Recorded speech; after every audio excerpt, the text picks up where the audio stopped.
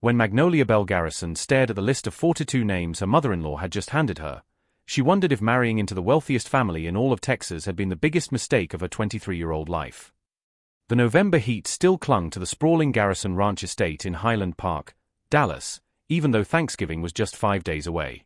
Magnolia Bell Garrison, Maggie to everyone who'd known her before she became a Garrison, stood in the marble-floored foyer of the mansion that still didn't feel like home, even after 8 months of marriage. Her hands trembled slightly as she read the cream-colored paper that Vivian Garrison, her mother-in-law, had pressed into her palms just moments before. Thanksgiving guest list, November 28, 2024. The Garrison family gathering 42 confirmed attendees. The names blurred together: oil executives, state legislators, judges, society matrons, and what felt like half of Dallas's elite. At the bottom, in Vivian's precise cursive, Magnolia dear, as the newest Garrison wife, you'll handle all meal preparation. This is your opportunity to prove yourself worthy of the Garrison name. VG. 42 people. Maggie whispered, her East Texas drawl thickening with stress. Mrs. Garrison, surely you don't mean. I mean exactly what I wrote, sugar. Vivian Garrison swept back into the room, her silver hair perfectly coiffed, her Chanel suit immaculate despite the heat. At 6'2", she commanded every room she entered with the authority of someone who'd never heard the word no in her adult life. This family has maintained certain standards for 3 generations. My late husband's grandmother started this tradition in 1952, and every Garrison wife since has proven her worth by hosting Thanksgiving. Maggie's heart hammered against her ribs. She'd grown up in Nacogdoches, where Thanksgiving meant her mama's cornbread dressing, green bean casserole from a can, and maybe 12 people squeezed around their small dining table. The fanciest thing she'd ever cooked was chicken and dumplings for her church potluck. But Mrs. Garrison, Maggie tried again, 42 people, that's like feeding a small town. I don't even know where to start with. You'll figure it out. Vivian's smile was sharp as a blade. Or perhaps you're admitting that a girl from... She paused, letting disdain color her voice. Nacogdoches isn't capable of rising to Garrison standards. The words hit like a physical blow. Maggie had heard variations of this theme since the day she'd married Jackson Garrison III. How she was too young, too poor, too simple for their family. How lucky she was that Jackson had chosen her over someone more suitable. Gnome. I can handle it. Wonderful. Vivian's tone suggested she expected nothing less than failure. The meal will be served at 2 o'clock sharp. I'll be entertaining our guests in the main parlor until then, so you'll have the kitchen entirely to yourself. How thoughtful of me. As Vivian's heels clicked away across the marble, Maggie sank into one of the antique chairs that probably cost more than her daddy's annual salary. The list crumpled in her shaking hands. What would you do if someone demanded you prove your worth through an impossible task? Have you ever felt like you had to earn your place in a family? Let me know in the comments below. 20 minutes later, the front door burst open with a gust of hot air and the sound of cowboy boots on marble. Jackson Garrison III strode in, still wearing his work clothes from the oil fields, designer jeans, custom boots, and a shirt that probably cost more than most people's car payments. Even covered in a day's worth of Texas dust, he was every inch the millionaire oil heir. At 28, Jackson had his father's strong jaw and his mother's piercing blue eyes. He'd inherited the family's oil empire but insisted on working the rigs alongside his employees, much to his mother's horror. "Hey there, beautiful," he called, loosening his tie. "Sorry I'm late." Had a situation at the Midland site that, he stopped when he saw her face. "Maggie? What's wrong?" She held up the crumpled list. "Your mama wants me to cook Thanksgiving dinner." "Well, that's nice of her too." For 42 people, Jackson. By myself. Jackson's face went very still. He took the list, scanning it quickly, his jaw tightening with each name. She can't be serious. Oh, she's serious as a heart attack. Maggie stood up, pacing to the massive windows that overlooked the manicured grounds. This is her test, isn't it? See if the little country girl can handle being a real Garrison wife. Jackson was quiet for a long moment. When he finally spoke, his voice was carefully controlled. "I'll talk to her." "No." The word came out sharper than Maggie intended. She turned to face him, something hardening in her chest. "No, Jackson. I'm tired of you fighting my battles. I'm tired of feeling like I don't belong in my own home. If she wants to see what I'm made of, then by God, I'll show her. Maggie, 42 people is insane. Even with help. She made it clear I'm doing this alone. Maggie squared her shoulders. I grew up poor, Jackson, but I didn't grow up weak. My mama raised 3 kids on waitress tips and sheer determination. My grandmama could stretch a chicken to feed half the county. I've got their blood running through my veins. Jackson studied her face, seeing something there he'd never seen before, not just determination, but fire. What do you need? Time to think. And maybe. She glanced at the list again, maybe a miracle. That night, Maggie sat at the kitchen island, a marble slab larger than her childhood bedroom, surrounded by cookbooks, her laptop, and pages of frantic notes. The kitchen itself was a monument to wealth. Double ovens, a gas range with 8 burners, 3 refrigerators, and enough counter space to land a small airplane. Jackson found her there at midnight, her hair falling out of its ponytail, her eyes red-rimmed but determined. Still at it. He set a cup of coffee beside her elbow, black, the way she'd learned to drink it during finals week at UT. I've been calculating. 42 people means. She consulted her notebook. At least 4 turkeys, assuming 20 pounds each. Sides for that many people. We're talking about 15 pounds of potatoes, enough green bean casserole to feed a football team, and don't even get me started on dessert. Jackson whistled low. That's restaurant-level quantities. Exactly. Maggie looked up at him, her green eyes blazing. Your mama thinks I'll crumble under the pressure. She's counting on me to fail so she can swoop in, save the day, and prove I'm not worthy of the Garrison name. And you're going to prove her wrong. Damn right I am. She stood up, suddenly energized. But I'm going to need help. Not the kind that breaks her rules. She said I had to handle the meal preparation. She didn't say anything about logistics. Jackson raised an eyebrow. What are you thinking? I'm thinking it's time to call in the cavalry. The next morning, Maggie stood in the parking lot of Piggly Wiggly in downtown Nacogdoches, 3 hours from Dallas. She hadn't been home since the wedding, and seeing the familiar neon sign made her chest tight with homesickness. Magnolia Bell Henderson, Garrison. The voice belonged to her best friend since kindergarten, Ruby Mae Patterson, who came barreling across the parking lot in cutoff shorts and a tank top that read "Don't mess with Texas women." Ruby Mae had been Maggie's maid of honor and the only person who'd had the nerve to tell her she was crazy for marrying into Dallas high society. Lord have mercy, look at you. Ruby Mae pulled her into a bone-crushing hug that smelled like vanilla perfume and cigarettes.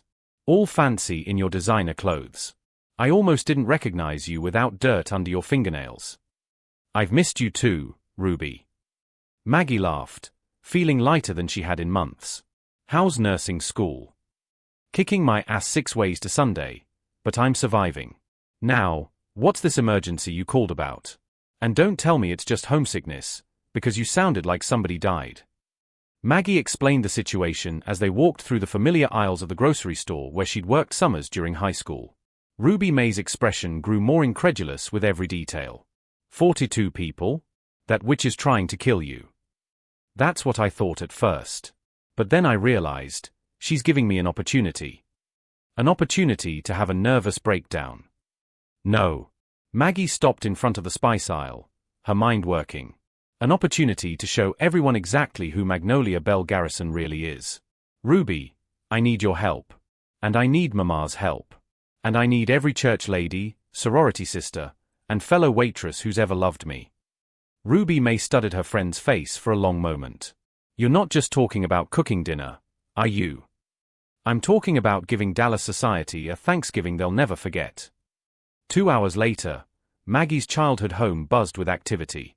Her mother, Linda Sue Henderson, had called an emergency meeting of what she privately termed Maggie's Army, a dozen women who'd watched Maggie grow up and weren't about to let some Dallas socialite break her spirit.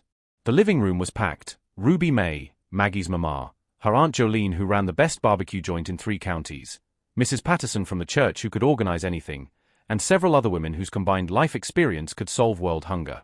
Now, let me get this straight, said Aunt Jolene, her arms crossed over her ample chest. This mother-in-law of yours wants you to cook for 42 people as some kind of test. That's about the size of it, Maggie confirmed. And you're planning to do it. I'm planning to knock their socks clean off. The room erupted in approving murmurs and "that's my girl" comments. All right then, Linda Sue stood up, every inch the woman who'd raised 3 kids alone after Maggie's daddy died. Let's plan us a war. Jolene, you're in charge of the turkeys. I know you've got connections with that processing plant. I can get 4 20-pound birds, perfectly brined and ready to go. Jolene nodded. Mrs. Patterson, we need logistics. Transportation, timing, all that organizational stuff you do for church dinners. Consider it done. Ruby, you're going to help Maggie with prep work. I know you've got vacation days saved up. Already called in, Ruby grinned. Told my supervisor it was a family emergency. What about you, Mama? Maggie asked. Linda Sue smiled, and for a moment Maggie saw the fierce determination that had gotten them through the lean years after Daddy died. Honey, I'm going to teach you every trick your grandmama never had time to pass down. By the time we're done, you're going to cook like you've got the spirits of every Henderson and Campbell woman standing behind you. Have you ever had a moment where you realized your real strength came from the people who loved you before you were successful? Share your thoughts below. I'd love to hear about your support system. Welcome back, my incredible viewers. Your comments from the last video have been absolutely overwhelming. I can see how deeply you're all connecting with the story, and the theories you've been sharing are absolutely brilliant. Some of you are surprisingly close to the truth of what's coming next. But before we continue, don't forget to smash that like button if you're enjoying what you're seeing.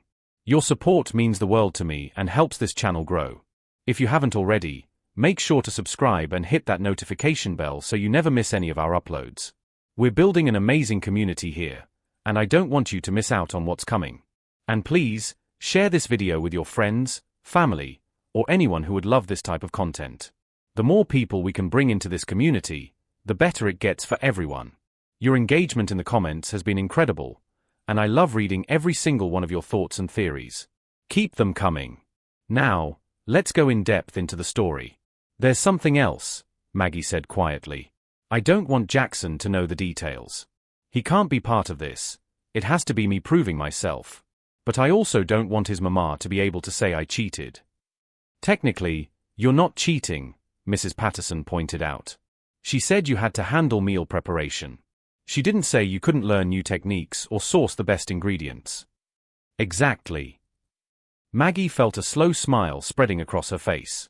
I'm going to prepare every bit of that meal myself. It's just going to be prepared with about 60 years' worth of combined cooking wisdom backing me up. Aunt Jolene cackled. Girl, you're about to give that fancy woman the surprise of her life. That evening, back at the Garrison estate, Maggie found Jackson in his study, going through quarterly reports. The room screamed old money, leather-bound books, heavy wooden furniture, and oil paintings of stern-looking Garrison ancestors. How was your day in town? He asked, not looking up from his papers. Educational. Maggie perched on the arm of his chair. Jackson, I need you to promise me something. Anything. Thursday morning, I need you to trust me completely. No matter what happens, no matter how crazy things seem, I need you to stay out of the kitchen and let me handle this. He looked up then, studying her face. You're up to something. I'm up to saving our marriage and my sanity. But I need to do this my way. Jackson was quiet for a long moment. My mother, she's not an easy woman, Maggie. She's been the queen of Dallas society for 30 years. This isn't really about cooking. I know. Maggie touched his cheek gently. It's about whether I'm going to spend the rest of our marriage feeling like I'm not good enough, or whether I'm going to show her that being a Garrison means more than just having money. What if she doesn't change her mind about you? Then at least I'll know I gave it everything I had. And maybe I'll finally feel like I belong here. Jackson pulled her into his lap, wrapping his arms around her. You've always belonged here, Maggie. This is your home. No, she said softly. This is your home. I'm still earning my place in it. Wednesday morning arrived with a kind of crisp November air that promised a perfect Texas Thanksgiving. Maggie woke at 4 a.m., her stomach churning with a mixture of terror and excitement. Today was preparation day. Tomorrow would be the test of her life. By 5 a.m., the first wave of her army had arrived. Ruby May pulled up in her beat-up Honda Civic just as a catering truck from Aunt Jolene's barbecue joint rolled through the estate gates. The security guard, confused by the sudden influx of East Texas vehicles, called up to the main house. Jackson met Maggie in the kitchen, his hair still messy from sleep. "Maggie, what's going on? There are people at the gate asking for you." "My ingredients are arriving," she said calmly, tying an apron around her waist. Not one of the fancy designer ones Vivian had left for her, but her mama's old flour sack apron with tiny bluebonnets embroidered on the edges. Ingredients that come in catering trucks. Before Maggie could answer, the kitchen door swung open and Ruby May burst in, followed by Aunt Jolene carrying a massive cooler. "Morning, sunshine." Ruby May chirped, then stopped short at the sight of Jackson. "Well, hello there, Mr. Millionaire. You're even prettier than the pictures." Jackson looked between Maggie and her reinforcements. "Maggie." "Jackson Garrison, meet Ruby May Patterson, my best friend since forever, and my Aunt Jolene, who makes the best smoked turkey in East Texas." Maggie's voice was steady, but her hands shook slightly as she poured coffee. "Ladies, this is my husband. The one with the witch for a mama." Aunt Jolene asked bluntly. "Jolene?" Maggie hissed. "What? I'm just saying what we're all thinking." Jackson's mouth twitched with what might have been amusement. "Actually, that's not inaccurate. I like him," Jolene announced. "He's got sense. Now, sugar," she turned to Maggie, "we've got 4 perfectly smoked turkeys in this cooler, still warm from the pit. They'll need about 2 hours in your fancy ovens to crisp up the skin and heat through." "You had the turkeys smoked?" Jackson asked. "Pre-smoked," Maggie corrected. "I'm still going to finish them myself. It's just a head start." Ruby May was already exploring the kitchen, opening cabinets and whistling appreciatively. "Lord have mercy, Mags. You could cook for half of Nacogdoches in here." "That's the plan," Maggie muttered. The next few hours were controlled chaos. Linda Sue Henderson arrived with 2 more cars full of women and supplies, transforming the pristine Garrison kitchen into something that looked more like a church preparation hall. Mrs. Patterson set up a command station at the kitchen island, complete with schedules, timers, and a military precision timeline. "Sweet potatoes go in oven 2 at 10 a.m., she announced, checking her clipboard. "Green bean casseroles start prep at noon. Cornbread dressing can't go in until the turkeys come out." Maggie found herself in the center of a whirlwind of Southern cooking wisdom. Her mama showed her how to make gravy that could resurrect the dead, while Aunt Jolene demonstrated the secret to keeping turkey skin crispy. Ruby May peeled what seemed like 40 pounds of potatoes while sharing nursing school horror stories. "The trick," Linda Sue explained, stirring a pot of giblet gravy, "is to make each dish taste like it came from one kitchen, even when you're cooking for an army. Everything has to complement everything else." "Like a symphony," Mrs. Patterson added from her command post. "More like a gospel choir," Aunt Jolene laughed. "Everybody's got their own voice, but they're all singing the same song." Around noon, Vivian Garrison made her first appearance. She swept into the kitchen wearing a cream-colored suit and a look of barely concealed horror at the invasion of her pristine domain. "Magnolia, dear," her voice dripped honey over broken glass, "I wasn't aware we were having a social gathering in the kitchen today." The room went very quiet. Maggie straightened up from where she'd been checking the oven temperature, feeling every eye in the room on her. "Good morning, Mrs. Garrison. I'd like you to meet my family." She gestured around the room. "Everyone, this is Jackson's mother, Mrs. Vivian Garrison." A chorus of polite good mornings and pleased to meet yous rose from the assembled women, but the temperature in the room dropped about 20 degrees. "How charming," Vivian's gaze swept over the controlled chaos, flour dusting the marble counters, multiple pots bubbling on the stove, the scent of sage and thyme heavy in the air. "I hope you remember, dear, that tomorrow's meal preparation is to be handled by you alone." "Oh, we're just here for moral support today," Linda Sue said pleasantly, but there was steel underneath her East Texas drawl. "Teaching Maggie a few family recipes. Nothing wrong with a daughter-in-law learning from her elders, is there?" Vivian's smile became even more forced. "Of course not. Though I do hope all these preparations don't interfere with tomorrow's performance." "They won't," Maggie said quietly. "Tomorrow, I'll be cooking alone, just like you requested." "Wonderful." Vivian's eyes lingered on Ruby May, who was still peeling potatoes in her tank top and cutoffs. Perhaps everyone could use the service entrance for their comings and goings? We wouldn't want to disturb the neighbors. The insult hung in the air like smoke. Ruby May's knife paused mid-peel, and Aunt Jolene's jaw tightened dangerously. But it was Linda Sue who responded, her voice sweet as pie and twice as dangerous. Of course, Mrs. Garrison. We certainly wouldn't want to embarrass anyone with our presence. After Vivian left, Ruby May threw down her peeling knife.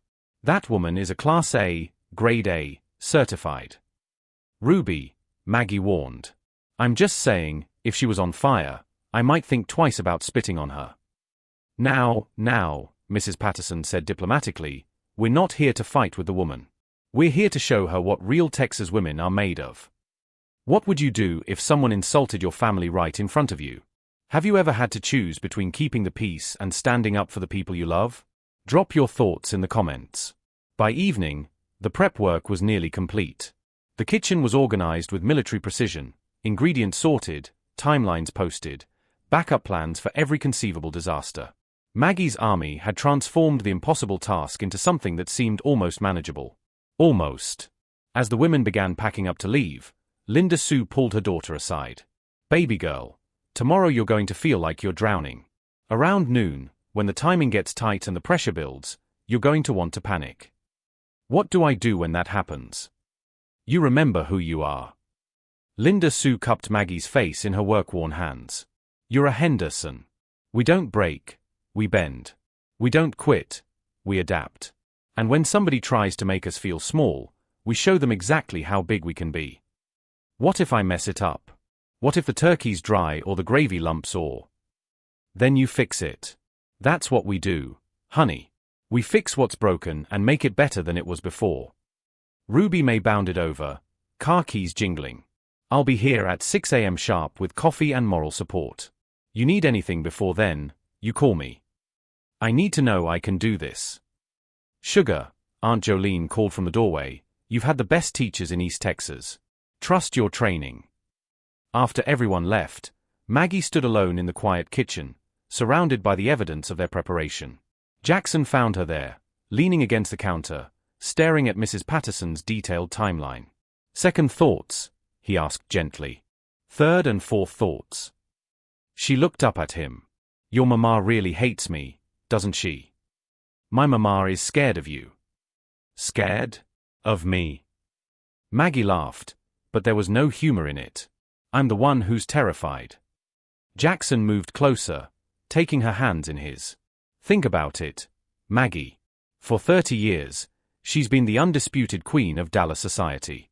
She's never had to compete with anyone for influence in this family. And then along comes this beautiful, smart, determined woman who makes her son happier than she's ever seen him. I'm not trying to compete with her.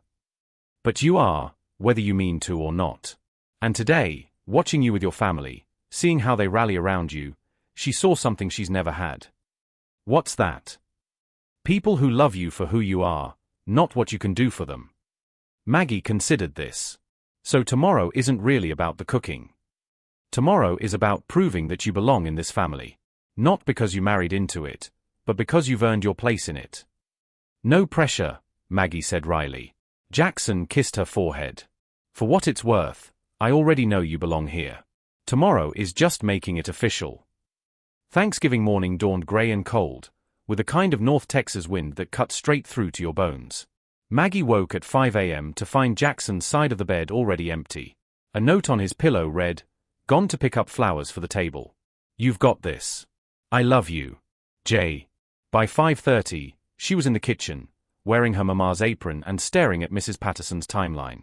The house was silent except for the hum of refrigerators and her own rapid heartbeat. 6 a.m. turkeys in oven 7 a.m., sweet potato prep 8 a.m., cornbread dressing assembly 9 a.m., green bean casserole prep. The list went on, each item timed to the minute for a 2 p.m. service. Ruby May arrived at exactly 6 a.m. with coffee and moral support, just as promised. Morning, sunshine. How we feeling? Like I'm about to throw up, Maggie admitted, pulling the first massive turkey from the refrigerator. Good. That means you care. Now, let's get these birds in the oven before I lose my nerve and we run away to Mexico. For the first 2 hours, everything went according to plan. The turkeys went into the ovens, filling the kitchen with the rich scent of herbs and butter. Sweet potatoes were peeled and cubed. The cornbread for the dressing came together perfectly. Not too sweet, not too crumbly. Around 8:30, the first guests began arriving. Maggie could hear cars crunching up the gravel drive, voices echoing in the foyer as Jackson and his mother greeted the early arrivals. The sound of laughter and conversation drifted toward the kitchen, reminding her that in less than 6 hours, she'd have to face all those people, judges, oil executives, society matrons who'd been watching her every move since the wedding. Focus on what's in front of you, Ruby May advised, stirring a pot of cranberry sauce. Can't control what they think, can only control what you put on their plates. By 10 a.m., the kitchen was reaching full steam. All 4 ovens were occupied, every burner on the massive stove was busy, and Maggie was juggling more moving parts than she'd ever imagined possible. The turkeys were browning beautifully, the sweet potatoes were roasting to perfection, and 3 different varieties of cornbread dressing were assembled and waiting their turn in the ovens. That's when disaster struck. Maggie opened the oven to check on the turkeys and was hit with a wall of smoke. The bottom turkey, the centerpiece bird that was supposed to be the showstopper, had somehow leaked juices that were now burning on the oven floor. "Oh no, oh no, oh no," she muttered, grabbing oven mitts and pulling out the smoking bird. The turkey itself was fine, but the oven was filled with acrid smoke that was rapidly spreading through the kitchen. "What's burning?" Ruby May rushed over from the stovetop. "The oven's smoking up. I can't put the dressing in there like this. We've got 3 other ovens that are all full." Maggie's voice climbed toward panic. "The timing's ruined. The dressing needs 2 hours, but I can't get it in until I clean this oven, and by then." "Magnolia? What's that smell?" Vivian Garrison stood in the kitchen doorway, impeccably dressed in a burgundy suit, her silver hair perfectly styled. Behind her clustered several other women, Jackson's aunts and their friends, all staring at the smoke-filled kitchen with barely concealed satisfaction.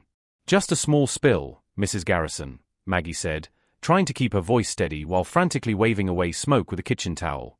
"My goodness, it smells like something's burning. I do hope this isn't a sign of things to come." Vivian's voice carried just the right note of concern to sound caring while delivering the cut. "Perhaps I should call the caterers, just as a backup." "No." The word came out sharper than Maggie intended. "No. Everything's under control." "Are you quite certain? It's nearly 11 o'clock, and service is at 2. That's not much time to recover from setbacks." Maggie felt heat rise in her cheeks, not from the ovens, but from embarrassment and fury. She could see it in Vivian's eyes, the satisfaction of watching her struggle. This was what she'd wanted all along, proof that the little country girl couldn't handle Garrison standards. Behind Vivian, the society ladies whispered among themselves, their voices carrying just enough to be heard. "Poor thing, she looks overwhelmed. I told Vivian this was too much for someone so young. Jackson should have married the Patterson girl instead." Something inside Maggie snapped. Not toward panic, but toward a cold, clear determination that felt like her mama's voice speaking through her bones. "Ladies," she said, turning to face the group with smoke still swirling around her, "I appreciate your concern, but I've got this handled. Ruby May, could you open those windows to clear the air? I need to get this oven cleaned and the dressing started." "But dear," one of Vivian's friends simpered, "perhaps we could help." "That's very kind, but I'm cooking this meal myself, just like Mrs. Garrison requested." Maggie's voice was steady now, ringing with quiet authority. "If you'll excuse me, I have work to do." She turned her back on them and grabbed the oven cleaner from under the sink. Behind her, she heard whispered conversation and the click of heels as they retreated. "That," Ruby May said quietly, "was badass. When was the last time you had to choose between asking for help and proving you could handle something on your own? Sometimes our biggest challenges show us what we're really made of." Share your thoughts below. The next 3 hours were the longest of Maggie's life. With Ruby May as her only assistant, and Ruby May was there for moral support, not cooking, she orchestrated a meal for 42 people with the precision of a general commanding troops. When the oven was clean and the dressing finally went in, they were only 30 minutes behind schedule. The mashed potatoes came together like silk, the green bean casseroles achieved the perfect balance of crispy onions and tender vegetables, and the gravy, Lord help her, the gravy, was smooth as velvet and rich as sin. By 1:30, everything was ready except the final warming and plating. The turkeys rested under tented foil, their skins golden and crispy. 4 different casseroles waited in warming trays. Fresh rolls sat cooling on racks, and 3 different desserts, pecan pie, sweet potato pie, and traditional pumpkin, cooled on the counter. "Mags," Ruby May said softly, "look at what you did." Maggie looked around the kitchen, at the perfectly orchestrated feast that filled every available surface, at the rich aromas that made the house smell like love and comfort, at the evidence of her own capability spread out before her. "I actually did it," she whispered. "You more than did it. You conquered it." At 1:45, Jackson appeared in the kitchen doorway, dressed in a dark suit that made his blue eyes look electric. He stopped short at the sight before him. "Maggie, this is incredible." She was putting final touches on the gravy, her hair escaping from its ponytail, her apron stained with evidence of the morning's battles, but her eyes bright with triumph. "It's not fancy," she said. "It's not what your mama probably expected." "It's perfect," Jackson said softly. "It smells like home." "That's because it is home," Maggie realized. "This is our home, Jackson. Not just yours. Not just theirs. Ours." At exactly 2 p.m., Maggie walked into the formal dining room carrying the first platter, the centerpiece turkey, carved and arranged with garnishes that would make a magazine photographer weep. The conversation in the room died as she entered. The dining room was magnificent. Crystal chandeliers, fine china, flowers Jackson had somehow procured that perfectly complemented the autumn color scheme. 42 of Dallas's elite sat around tables that could have graced a royal wedding. Vivian rose from her place at the head table. "Everyone, dinner is served." What followed was a parade of dishes that transformed the formal dining room into something warmer, more welcoming. Each platter Maggie carried out drew appreciative murmurs, then outright compliments, then something approaching awe. The turkeys were perfectly smoked and roasted, with skin that crackled and meat that fell apart at the touch of a fork. The cornbread dressing had layers of flavor that spoke of generations of Southern cooks perfecting their craft.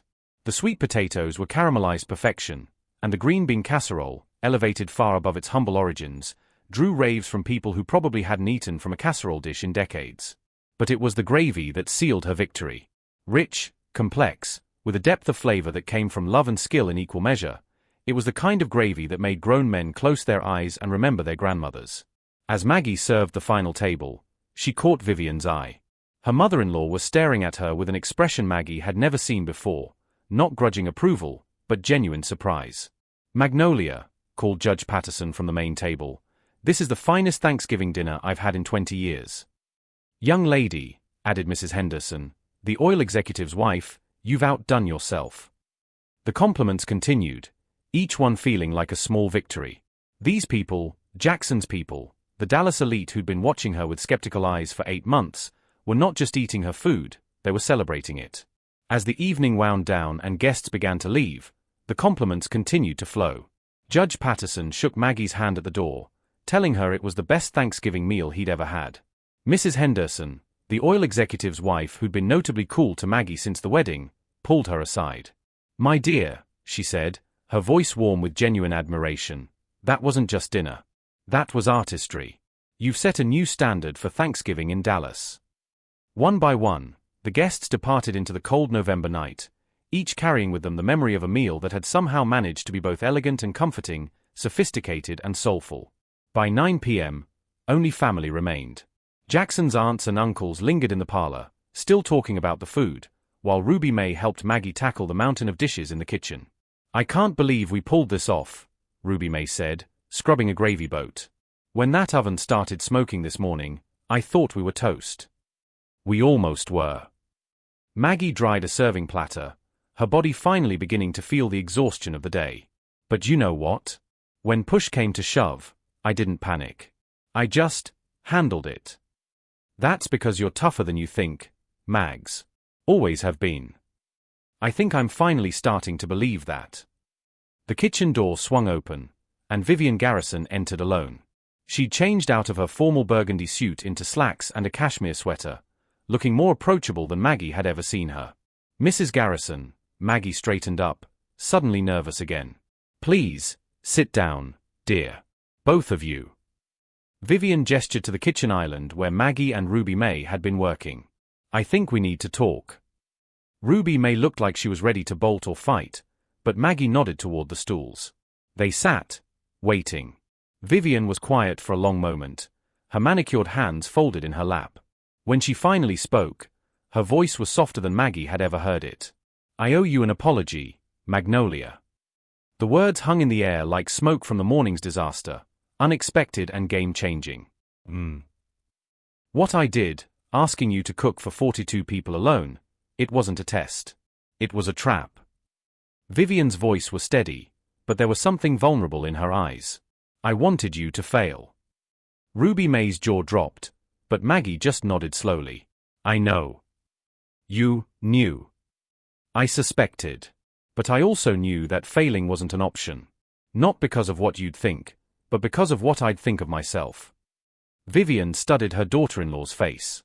"You could have called caterers. You could have asked Jackson to intervene. You could have told me it was impossible." "Yes, I could have. But then I wouldn't have learned what I was capable of." "And what did you learn?" Maggie was quiet for a moment, thinking. "I learned that I'm stronger than I knew. I learned that the people who love me will show up when I need them most. And I learned that belonging somewhere isn't about proving you're perfect, it's about proving you won't quit when things get hard." Vivian's eyes grew bright. "Do you know why I really wanted you to fail? Because you thought I wasn't good enough for Jackson." "No." Vivian shook her head. "Because I was afraid you were too good for us." The admission hit like a physical blow. Ruby May made a small sound of surprise. "When Jackson brought you home," Vivian continued, "I saw how he looked at you. He'd never looked at anyone like that, not the society girls I'd introduced him to, not the oil heiresses, not anyone. You made him happy in a way I'd never seen. Isn't that what you wanted for him?" "I wanted him to marry someone who would need this family, who would be grateful for the privilege of being a Garrison. Instead, he married someone who makes this family better just by being in it." Maggie felt tears prick her eyes. "Mrs. Garrison.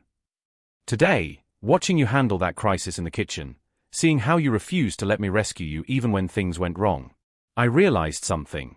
You don't need to prove you belong in this family, dear. This family needs to prove it deserves you." The kitchen fell silent except for the hum of appliances and the distant sound of conversation from the parlor. "I've been Jackson's mother for 28 years, Vivian said quietly. "I've been the Garrison matriarch for 15 years since my husband died. But I've never been anyone's mother-in-law before. I'm afraid I've made rather a mess of it." "You were protecting your family," Maggie said softly. "I understand that." "No, I was protecting my position. There's a difference." Vivian stood up, moving to the window that looked out over the estate grounds. "I've spent so many years being the woman who knew how to handle everything, who never showed weakness, who maintained standards. I forgot how to be the woman who makes people feel welcome." Ruby May, who'd been silent through this exchange, finally spoke up. "It's not too late to learn." Vivian turned back to them, and for the first time since Maggie had known her, she smiled, not the polished society smile, but something genuine and warm. "Ruby May, isn't it? The nursing student." "Yes, Magnolia is lucky to have a friend like you. Someone who'll drive 3 hours to help peel potatoes when she needs it." "That's what family does," Ruby May said simply. "Yes," Vivian said, looking at Maggie. "It is." Have you ever had someone surprise you by admitting they were wrong? Sometimes our biggest victories come not from proving others wrong, but from proving ourselves right. What do you think changed Vivian's heart? Let me know in the comments. Jackson found them in the kitchen an hour later, still talking.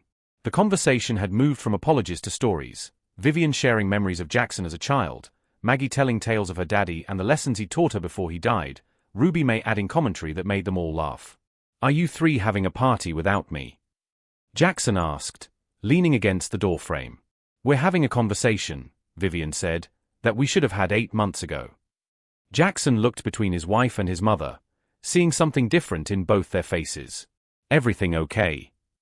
"Everything's perfect," Maggie said, reaching for his hand. "Your mama and I were just figuring some things out." "Such as?" "Such as the fact that I've been a fool," Vivian said bluntly, "and your wife has been far more patient with me than I deserved." Jackson's eyebrows rose toward his hairline. "I'm sorry, what?" "Sit down, son." There are some things I need to say to both of you. What followed was the conversation they should have had before the wedding, about expectations and fears, about what it meant to be a garrison and what it meant to marry one, about how families blend and change and grow stronger through the process. I want you both to know, Vivian said as the conversation wound down, that next Thanksgiving, I'm not just expecting you to cook, Magnolia. I'm hoping you'll teach me how you made that gravy. Maggie laughed. It's not that complicated. Just bacon grease, flour, and patience. And love, Ruby May added. Don't forget the love. Love, Vivian repeated thoughtfully. Yes, I suppose that was the secret ingredient I was missing. Later that night, after Ruby May had headed back to Nacogdoches and the last dishes were finally clean, Maggie found herself alone with Jackson in their bedroom. The events of the day felt surreal, the morning's panic, the afternoon's triumph, the evening's reconciliation. I'm proud of you, Jackson said, pulling her into his arms. Not just for the cooking, though that was incredible, but for how you handled everything. The pressure, the criticism, the crisis with the oven, you were magnificent. I almost lost it when that turkey started smoking. But you didn't. You figured it out and kept going. Maggie was quiet for a moment. Your mama said something tonight that stuck with me. She said I don't need to prove I belong in this family. She's right. No, she's wrong. I do need to prove I belong, but not to her, not to Dallas society, not to anyone else. I need to prove it to myself. Jackson pulled back to look at her face. And did you? Today. Maggie thought about the morning's fear, the moment of crisis, the decision to keep going when everything seemed lost. She thought about her mama's apron, Ruby May's loyalty, Aunt Jolene's wisdom, and the way it felt to serve a meal that made people close their eyes in appreciation. Yeah, she said softly. I think I did. So what happens now? Now we start planning Christmas dinner, Maggie said with a grin. Your mama wants to help with the menu. Jackson groaned. 42 people again. Probably 50 this time. But that's okay. She kissed him softly, tasting the lingering sweetness of pecan pie on his lips. I'm not the same woman who was terrified of that list 5 days ago. Who are you now? Maggie considered the question seriously. I'm Magnolia Bell Garrison, daughter of Linda Sue Henderson and wife of Jackson Garrison III. I can cook for 50 people, handle a crisis, and stand up to anyone who tries to make me feel small. I'm East Texas born and Dallas bred, and I belong exactly where I am. And where is that? Home, she said simply. I'm home. Outside their window, the first snow of the season began to fall on the Garrison estate. Soft, white flakes that covered the manicured grounds and made everything look new. Inside, wrapped in her husband's arms and her own hard-won confidence, Magnolia Bell Garrison fell asleep planning next year's Thanksgiving menu. Because that's what you do when you finally know where you belong. You start planning ways to make it even better. The following Thanksgiving, the Garrison estate buzzed with activity from dawn to dusk. But this time, the kitchen was full of women working together, Maggie directing operations while Vivian learned to make cornbread dressing, Ruby May, now graduated and working as an ER nurse in Dallas, teaching Jackson's cousins how to properly season green beans, and Linda Sue Henderson holding court at the gravy station. The guest list had grown to 63 people, but nobody seemed worried. The Garrison women, all of them, had it handled.